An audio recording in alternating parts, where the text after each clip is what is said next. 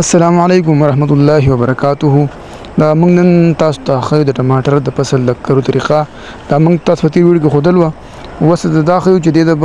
جال څنګه کې د دې به حفاظت څنګه کې د لپاره به دا ډانګي او د دې تارونه غوول دا به څنګه کې دا پورا ویډیو دا ولې فاټ تاسو ته خیمه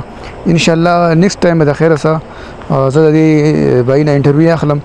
چې په دې څومره خواري مهنت کړی دی او آیا د دې په جمع څومره پیدا دي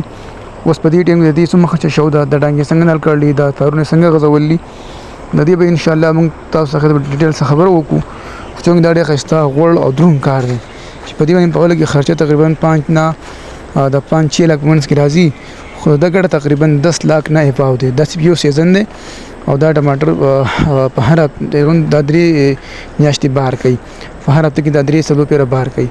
یو نه غټي او کافي روپۍ غټي نو